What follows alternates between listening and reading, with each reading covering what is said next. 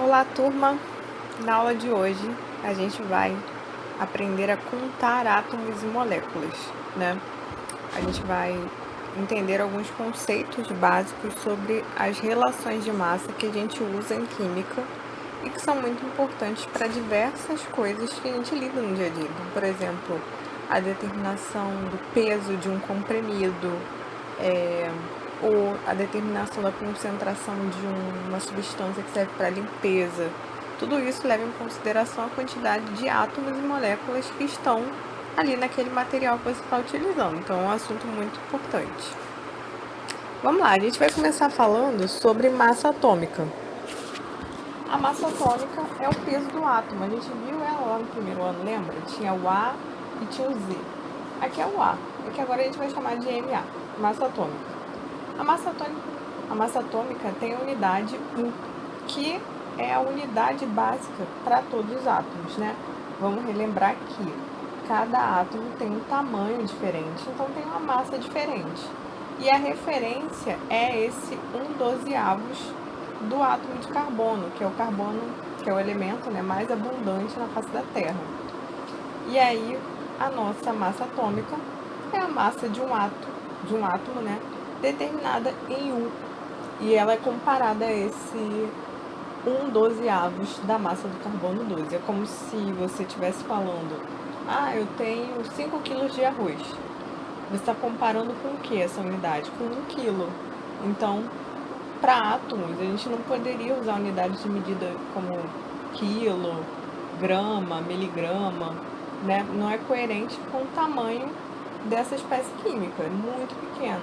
Então, a unidade que a gente usa como referência é a unidade de massa atômica. Exemplo, quando você vê aquela representação do, por exemplo, o hélio, A4 é a massa e 2, né, é o número atômico, eu estou te dizendo que o hélio tem uma massa atômica de 4U.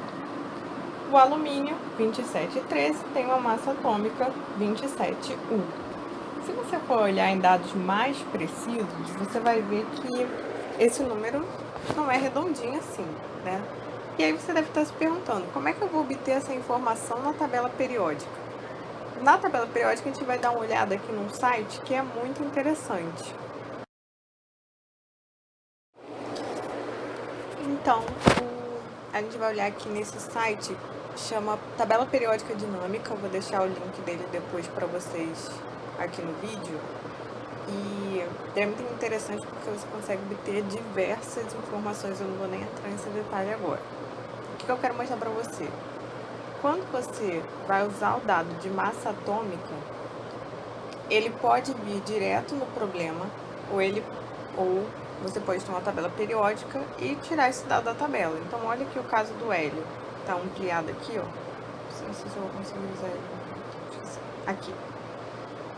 Aqui a gente tem número atômico. Não é isso que eu quero.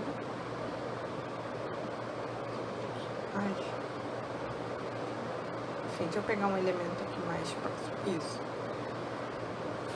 A gente tem número atômico, que é o 4, símbolo BE de berílio, nome berílio, e embaixo 9,0122. Quando você tiver esse dado, você não precisa usar esse número com tanta precisão, você pode arredondar para 9. Então, sempre que você tiver os números assim, ó, você pode arredondar. Por exemplo, o sódio usaria 23, o potássio usaria 40, ou 39, na verdade, usaria 39. O cálcio usaria 40. A gente vai falar sobre massa molecular. A massa molecular é a massa de uma molécula. É como se eu conseguisse isolar uma molécula sozinha. Por exemplo, H2O. Um H2O. Quando a gente tem um copo com água, enfim, qualquer tipo de coisa que a gente tenha, existem milhares de átomos e moléculas.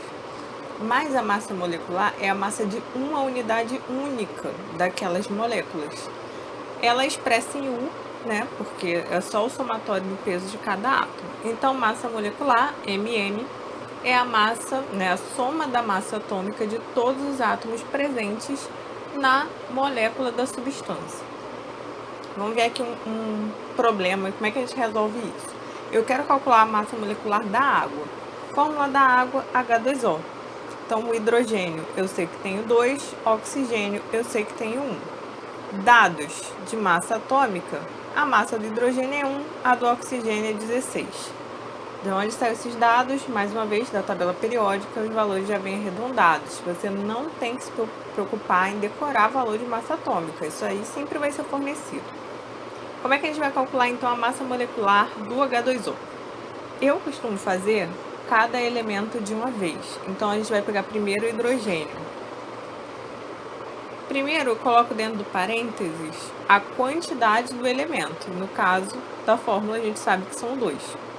E multiplico a quantidade pelo peso, que é 1. Então, para o hidrogênio, 2 vezes 1. Vou montar para o oxigênio. Na fórmula eu sei que só tem um átomo de oxigênio e eu multiplico pela massa do oxigênio, que é 16. Então, 1 vezes 16. Como é que vai ficar a resposta? 2 vezes 1 é 2, 1 vezes 16 é 16, 2 mais 16, 18 U, que é a unidade de massa atômica. Ou seja, uma molécula de H2O isolado pesa 18 U, tá?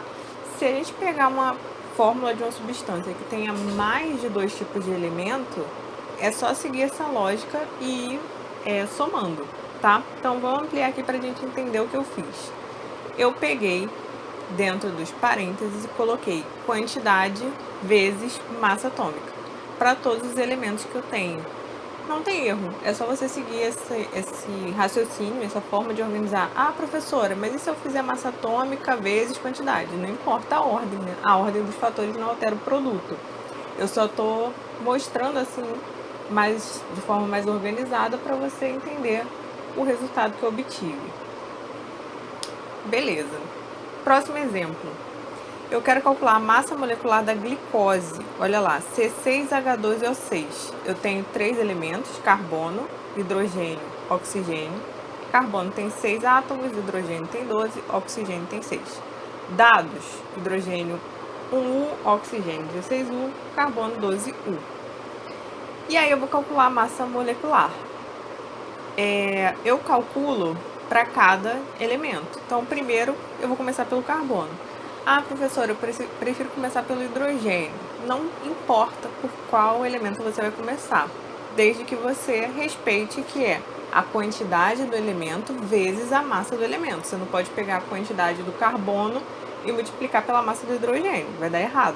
Então, ó, carbono, tenho 6 lá na fórmula, e a massa dele é 12, então 6 vezes 12, que vai dar 72. Para o hidrogênio, eu tenho 12, massa dele é 1, 12 vezes 1 é 12.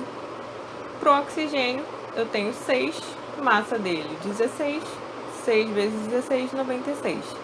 Somo tudo, 180U. Então, é a massa da glicose.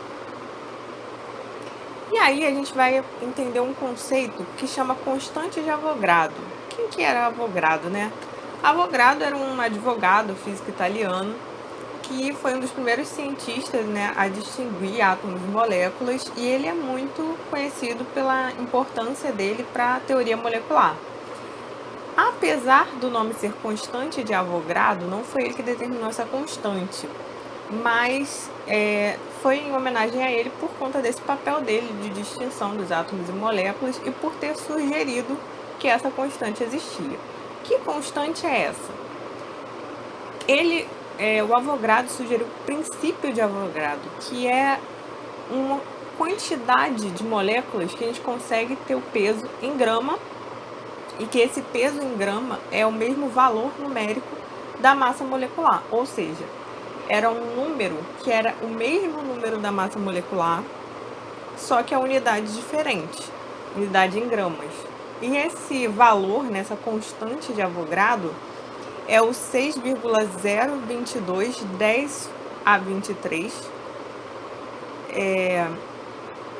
moléculas, ou íons, ou cátions, ou átomos, ou ânions, enfim, qualquer tipo de entidade química, tá? Elétrons, enfim, moléculas. A gente vai usar sempre o número arredondado, que é o 6 vezes 10 a 23, mas vocês vão encontrar, obviamente, os valores com maior precisão. O que acontece? O número de Avogadro para química é como se fosse a dúzia para matemática. Quando alguém fala para você, eu tenho uma dúzia de lápis, você sabe que são 12 lápis. Se alguém diz que tem meia dúzia, você sabe que são 6. Então, a constante de Avogadro é justamente esse número que a gente tem como referência de uma certa quantidade. Sobre a quantidade de matéria, o mol é o N. O que é mais importante de você saber é que 1 mol de qualquer substância é o equivalente a esses 6 vezes 10 a 23 entidades químicas, né? No caso que você estiver falando sobre. Então, pode ser 1 mol de água, que vão ser 6 vezes 10 a 23 moléculas de água. 1 mol de elétrons, que é 6 vezes 10 a 23 elétrons. 1 mol de Na+, que é 6 vezes 10 a 23 íons Na+. É interessante a gente ver também que assim como a gente consegue ter uma dúzia, meia dúzia, 2 dúzias, a gente consegue fazer a mesma coisa com 1 mol. Então, 1 mol de H2O tem 6 vezes 10 a 23 moléculas de H2O. Quantas moléculas temos em meio mol de H2O? Então, 1 mol tem 6 vezes 10 a 23, meio mol X. Daqui para cá, a gente observa que houve uma divisão por 2. Então, daqui para cá também vai ter que ter essa divisão por 2. E aí, 6 dividido por 2 é 3. O 10 a 23 a gente repete, porque é uma potência de base 10 e a gente não está precisando mexer nele nesse momento. Então, a resposta é que meio mol de H2O possui 3 vezes 10 a 23 moléculas de H2O. E se fossem 2 mol? Com 2 mol a gente viu que dobra desse lado, então vai dobrar do outro lado também. 6 vezes 2, 12. Então, 12 vezes 10 a 23 moléculas de H2O. Tá aqui na resposta. E aí a gente vai poder, então, calcular a massa molar. Agora a gente já sabe qual é o quantitativo de moléculas que tem para saber o peso em grama, né? Para saber em x gramas de uma molécula, em x gramas de uma substância, quantas moléculas tem ali. Então, é a massa de 1 mol de qualquer substância. A massa molar, ela tem o mesmo valor da massa molecular. Aliás, elas são calculadas da mesma forma, com os mesmos dados, tá? A unidade que é diferente. Na massa molar, a unidade vai ser grama por mol, ou a gente vai escrever G/mol, mas a gente não vai ler G/mol, porque é muito feio, a gente vai ler grama por mol. E a unidade da massa molecular, a gente já tinha visto que era U, né? Porque é uma molécula só, aqui é um mol de moléculas. Então, olha lá o exercício. Peguei o mesmo caso que a gente tinha feito no exemplo 1 e vou calcular agora a massa molar. Olha os dados, são os mesmos. Olha a conta, é a mesma conta.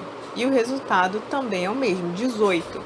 Só que, como a pergunta é massa molar, a unidade é grama por mol, tá? Para você relembrar, olha lá o exemplo, tá vendo? Exemplo 1, mesmos dados, mesma continha, mesmo resultado. A pergunta é massa molecular? Põe U no final. A pergunta é massa molar? Põe grama por mol. Vou fazer também de novo outro exemplo aqui, da glicose. Mesma fórmula, mesmos dados, mesma conta, mesmo resultado numérico. Diferença, unidade, tá? Lá quando eu queria a massa molecular, que era a massa de 1 a glicose, 180. Massa molar, 180 gramas por mol. Então, resumindo, quando alguém te diz que tem 18 gramas por mol de H2O, significa o seguinte, que 1 mol de moléculas de H2O tem quantas moléculas de H2O? 6 vezes 10 a 23 moléculas de H2O. E isso pesa 18 gramas, então 18 gramas por mol. Ou seja, se eu tenho 18 gramas de água, eu tenho 1 mol de moléculas de água. Ou seja, eu tenho 6 vezes 10 a 23 moléculas de água. Isso pode ser calculado para qualquer substância. Obviamente, como você é um excelente aluno, você não vai ter dificuldade em dizer para mim quantas moléculas de água estão caindo aqui dessa cachoeira, não é mesmo? Brincadeiras à parte, não perca seu tempo fazendo essa conta, porque tem coisa mais importante, né? É hora de estudar. Se você tiver alguma dúvida, reveja o vídeo. O material que eu usei aqui no vídeo está disponível para você poder acompanhar também. Tem material do caderno e qualquer dúvida é só perguntar, ok? Muito obrigada pela participação.